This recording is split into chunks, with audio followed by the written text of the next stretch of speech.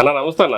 నమస్తే అన్న, మనం అందరూ విడిపోయిన తర్వాత చంద్రబాబు నాయుడు పరిపాలన చూస్తాం, జగన్మోహన్ రెడ్డి పరిపాలన చూస్తాం. సో రెండిట్లో అసలు చదువుకున్న విద్యార్థులకి ఉద్యోగాలు లేక అని చెప్పి కొంతమంది ఇబ్బంది పడిన విధానం మనం చూస్తాం. వీళ్ళిద్దరు పరిపాలన అసలు చూస్తే ఎవరిది బాగుంది అనుకోవచ్చు? చంద్రబాబు నాయుడు అభివృద్ధి వైపు ఎక్కువగా ఇంట్రెస్ట్ చూపిస్తాడు. ముఖ్యంగా ఐటీ అనేది వ్యవసాయం తర్వాత మెయిన్ ఇన్కమ్ స్టేట్కి, ఉమ్మడి రాష్ట్రానికి వ్యవసాయం తర్వాత మెయిన్ ఇన్కమ్. ఇప్పుడు సెపరేట్ అయిన తర్వాత చంద్రబాబు నాయుడు ఉంటే ఐటీ అభివృద్ధి చేయడం వల్ల వ్యవసాయం మనకి అది మెయిన్ ఇన్కమ్ అయి ఉండేది. సో దానివల్ల ఉపాధి దొరికేది. ఇంత హ్యూజ్గా వలసలు వెళ్ళుండేవి కాదు. గత 10 yearsలో అది 10 రెట్లు పెరిగింది వలసలు వెళ్ళిపోవడం అని. కింది స్థాయి నుంచి పై స్థాయి దాకా ఎటువంటి కంపెనీలు లేకపోవడం.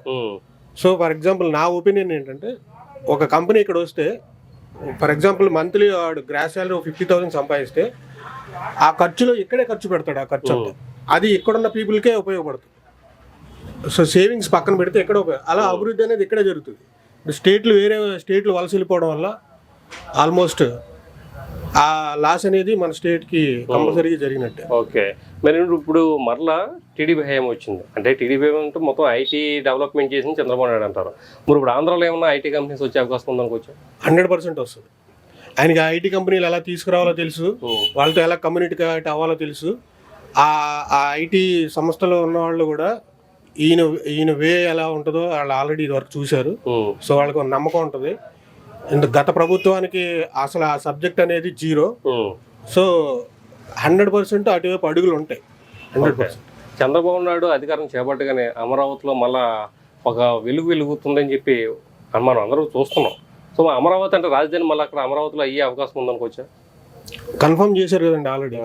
100% అక్కడే 5 years అయిపోతే కంప్లీట్ అవుతుంది అంటారా? ఇదివరకే చాలా అయిపోయింది. వాళ్ళ గేట్లు కూడా దాటనివ్వలేదు. ఈ మధ్య 2-3 వీడియోలు కూడా ఎవరో పెట్టారు సోషల్ మీడియాలో.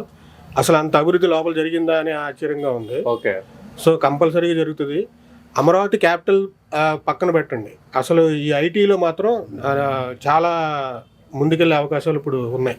ఓకే, మరి జనసేన బీజేపీ కూటమి టీడీపీ తోటి అసలు ఎలా ఉందనుకోవచ్చు? పవన్ కళ్యాణ్ గారు ఎంతవరకు టీడీపీకి సపోర్ట్ అయ్యింది అనుకోవచ్చు గెలవడానికి? 100% సపోర్ట్ అయ్యింది. ఇప్పుడు ఆ సపోర్ట్ అనేది చివరి దాకా నేను ఎక్స్పెక్ట్ చేస్తున్నాను. ఓకే, ఎందుకంటే ఆయన కింద స్థాయి నుంచి ఇన్ని సంవత్సరాలు కష్టపడి నిలబెట్టుకున్న ప్లేస్ అది. సో అలాంటి వాళ్ళు ఇప్పుడు వీళ్ళిద్దరు కలిసి ఉంటే చివరి వరకు అన్ని రకాల వర్గాలకి న్యాయం జరుగుద్దని నా ఒపీనియన్. ఓకే అన్న, ఓకే, థ్యాంక్ యూ.